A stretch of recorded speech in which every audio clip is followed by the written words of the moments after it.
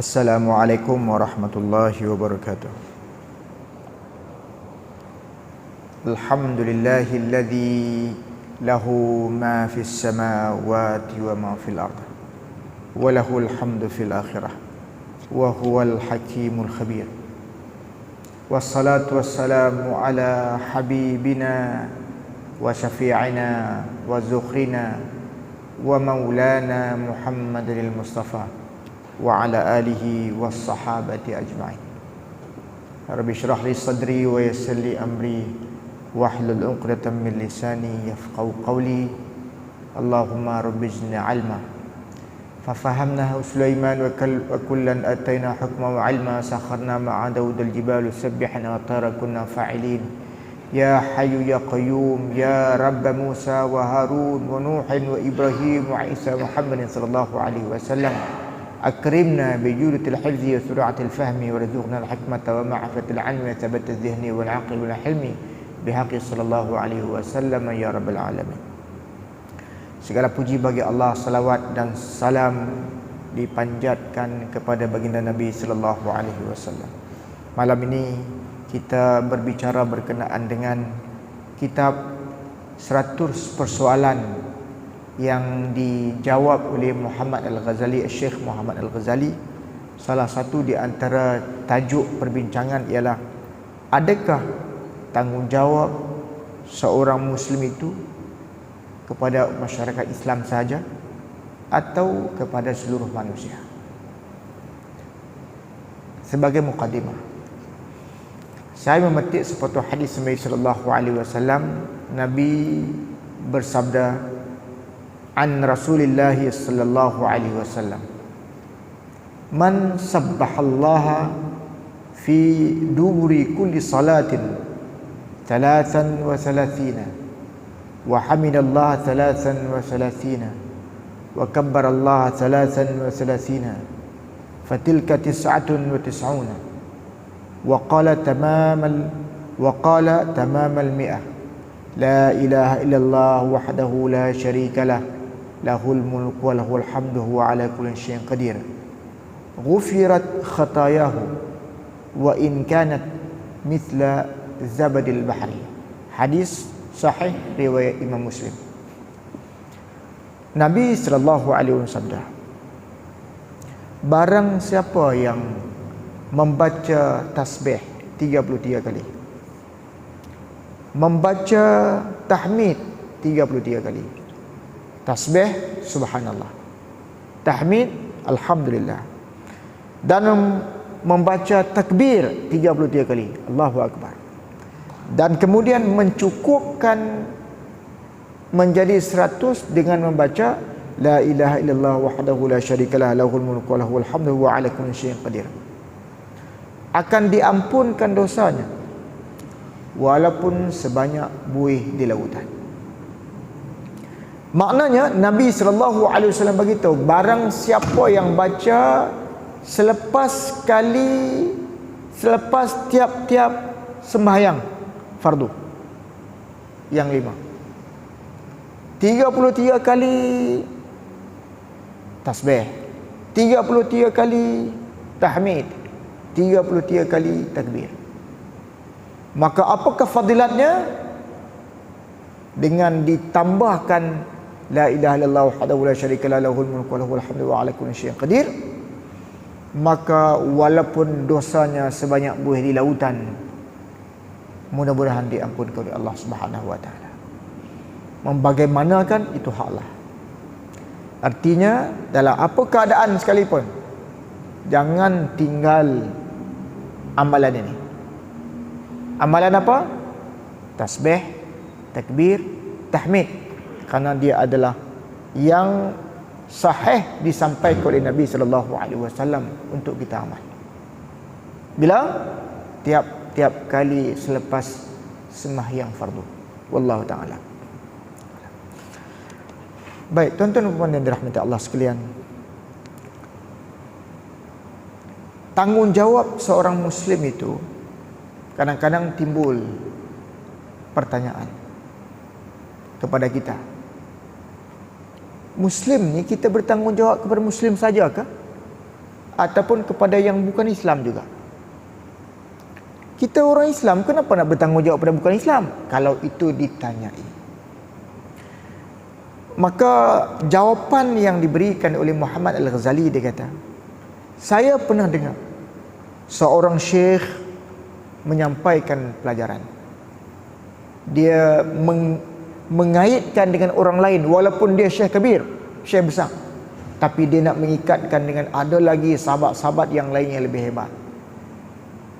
Dia mengatakan, kami orang Muslim adalah ummatul ijabah. Kita ummatul ijabah. Sementara umat yang lain ialah ummatul dakwah. Maknanya bahawa tanggungjawab kita ada dua secara serentak, yang tidak boleh dipisahkan. Bila disebut sebagai ummatul ijabah, makna umat yang telah menerima Islam. Ummatul dakwah ialah umat yang bersedia menerima dakwah, yang mesti dipopularkan, yang mesti disampaikan oleh setiap insan tentang Islam kepada mereka.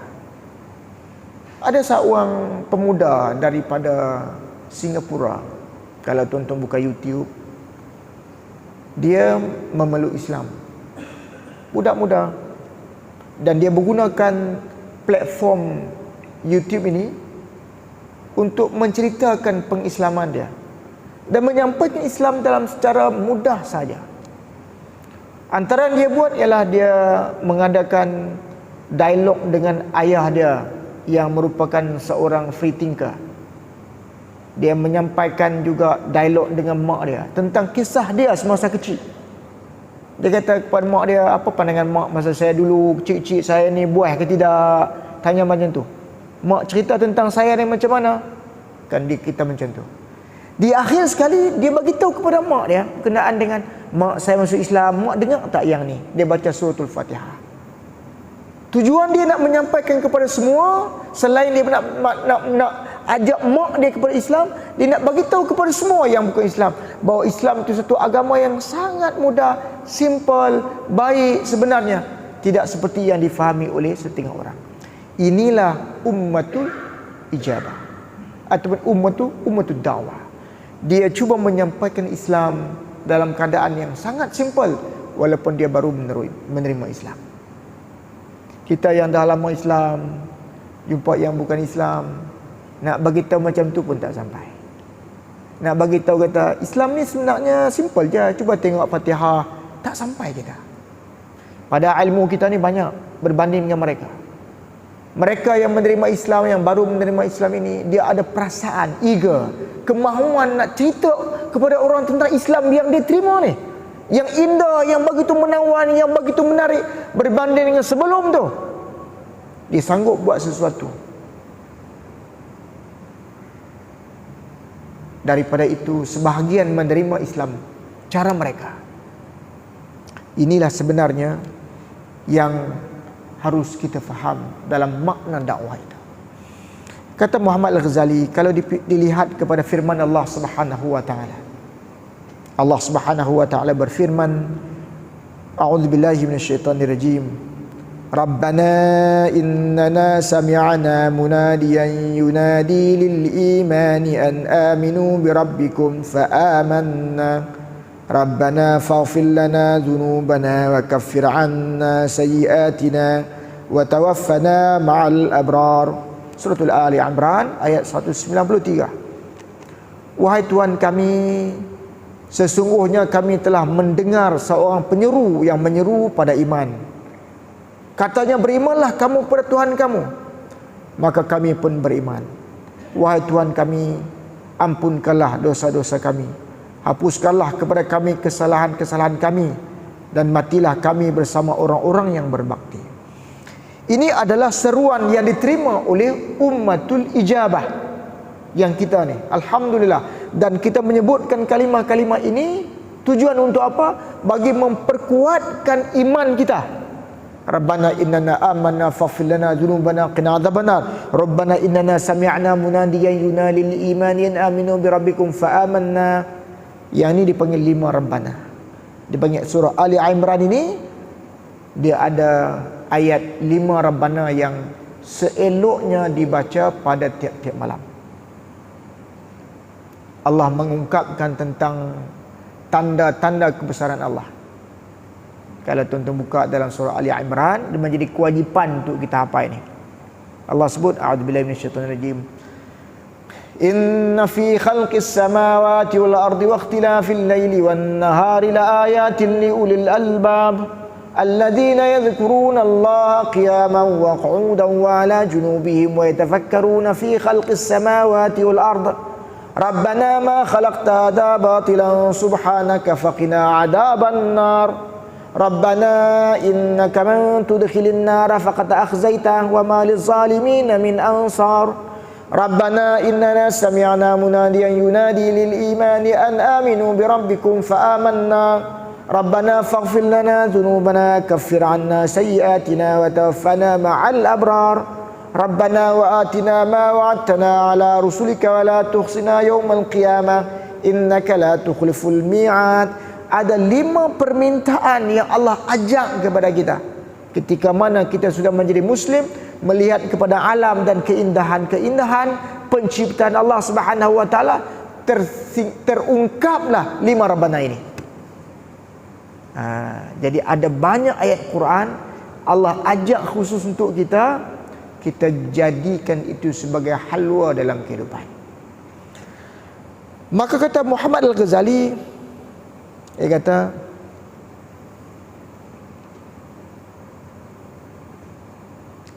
kami adalah ummatul ijabah. Dia sebutkan ya Syekh tadi. Selain kami juga diseru kepada kami, tetapi tidak menjawab. Mungkin seruan itu belum sampai kepada mereka. Sebelum ada sebahagian daripada kami ini, sebahagian dari kami maknanya manusia yang bila diseru pada mereka, mereka tak menjawab. Mereka belum menerima Islam. Mungkin seruan itu sampai dalam bentuk yang buruk sehingga tidak menarik. Apapun keadaannya, mereka adalah umat yang sudah diseru. Maknanya mereka tetap dipertanggungjawabkan. Cuma kadang-kadang terfitnah kepada kita. Umat Islam mempotretkan, menampakkan Islam itu bukan pada rupa yang sebenar. Islam itu, kita menggambarkan Islam pada orang bukan Islam dalam rupa yang menakutkan, dan mereka menerima Islam dalam bentuk begitu. Walaupun mereka harus bertanggungjawab di atas kekufuran mereka, tetapi kita juga ada kelemahan dan kesalahan kita kerana menggambarkan Islam bukan dalam bentuk yang sebenarnya, dalam rupa bentuk Islam yang sebenarnya. Kewajipan saya adalah menyampaikan kepadanya apa yang tidak diketahuinya dengan cara yang menarik sehingga dia percaya. Saya telah mengetahui kebenaran sebelum ini, lantas saya beriman. Bukan bermakna saya lebih utama pada kebaikan itu. Boleh jadi dia lebih baik dari saya seandainya dia mengetahui apa yang saya ketahui. Tugas saya sebenarnya adalah menjadikan diri saya ini sebagai teladan yang baik, bukannya menjadikan orang di sekitar saya lari menjauhkan diri. Jika tidak, maka saya bertanggungjawab pada kesesatannya atau saya akan menanggung dosanya. Ungkapan Muhammad Al-Ghazali, dia merasai bahawa perlunya umat Islam menggambarkan Islam itu dalam rupa yang sebenar, yang cantik. Islam ni cantik sebenarnya. Dia ibarat, kalau orang ibaratkan seorang puteri, kalau diibaratkan begitu. Kadang-kadang setengah orang salah faham, Islam awak macam perempuan ke? Tak macam tu. Kita terjemahkan, bagi kita seorang lelaki mungkin melihat seorang wanita itu sebagai gambaran kecantikan. Jadi kecantikan yang ada pada seorang wanita itu, bila dia pakaikan dengan pakaian yang cantik, ditempatkan di tempat yang cantik, maka kecantikan itu terselah. Tapi kalau wanita itu dia rupanya cantik, diletakkan pada lorong-lorong, maka kecantikan tadi telah hilang serinya, kerana telah letakkan pada tempat yang bukan tempatnya. Demikian perlunya Islam itu diterjemahkan pada tempat yang sangat cantik, pada waktu yang sangat cantik. Yang ini diungkapkan oleh Muhammad Al-Ghazali. Di antara yang amat menyedihkan, kata Muhammad Al-Ghazali, bahawa sebahagian ulama Islam disibukkan dengan kemewahan hidup sehingga mengkhianati amanah dakwah, di mana ulama-ulama ini sewajarnya menjadi teladan. Mereka menteladani sirah Nabi sallallahu alaihi wasallam, bukan mengambil sirah kalangan-kalangan empire atau kalangan-kalangan Rom, pemerintah Rom. Mereka harus terjun dalam masyarakat bersama membimbing masyarakat. Yang ini harus ada pada ulama. Saya terbacalah satu penyataan lah, saya tak ingat kat mana. Dia kata kalau kita nak jadi insan yang boleh diterima oleh masyarakat, kita mesti berada dalam masyarakat. Saya sembangnya, saya pun tak boleh cerita ni maknanya itulah yang sepatutnya dibuat. Bagaimana para ulama tradisional kita, para ulama pondok kita boleh mendapat pengaruh besar masyarakat kerana dia berada dalam masyarakat. Dia hidup bersama masyarakat. Dia membina masyarakat dengan watak dan diri dia. Maka akhirnya dakwah berlaku secara praktis. Dia bukan dalam bentuk teori, dalam bentuk berada di mana menara gading tinggi, bercakap dalam bahasa-bahasa bombastik yang tinggi. Akhirnya masyarakat tak terima kerana dia tidak boleh menjadi sebagai teladan kepada mereka. Orang politik, kalau mereka nak menciptakan diri mereka sebagai orang yang dapat pengaruh daripada kalangan-kalangan masyarakat, dia kena hidup dalam masyarakat. Itu adalah realiti. Jadi kata Muhammad Al-Ghazali, maka malangnya bila ulama Islam itu disibukkan dengan kemewahan hidup sehingga mengkhianati amanah dakwah. Dia bercakap ini dalam konteks dia mungkin di Mesir, kerana keadaan-keadaan kadang-kadang para ulama mereka meninggalkan konteks dakwah masa ini kerana sibuk dengan kedudukan-kedudukan masing-masing. Muhammad Al-Ghazali ini adalah salah seorang daripada gerakan Ikhwanul Muslimin. Dia pernah ditangkap, dia pernah bersama-sama dengan Hasan al-Banna bergerak dalam masyarakat, dan itulah sebenarnya penyataan yang terbit daripada kehidupan dia sendiri. Dan sebahagian pemimpin Muslim disibukkan dengan kedudukan politik sehingga tidak dapat dengan baik berkhidmat pada kebenaran serta tidak mampu menarik perhatian orang lain kepada kebenaran itu. Dia mengkritik kepimpinan yang ada di Mesir ketika itu, khususnya di zaman Gamal Abdul Nasir. Dalam masyarakat Mesir, orang-orang politik ini ada kedudukan. Kadang-kadang ulama-ulama juga mendekati pemimpin-pemimpin politik ini untuk tujuan-tujuan tertentu. Akhirnya mereka tidak mampu untuk menterjemahkan ataupun menampilkan kebenaran itu karena kepentingan-kepentingan masing-masing. Akhirnya dia kata apa? Perkara ini membawa kepada akibat buruk hubungan di antara ummatul ijabah dengan ummatul dakwah.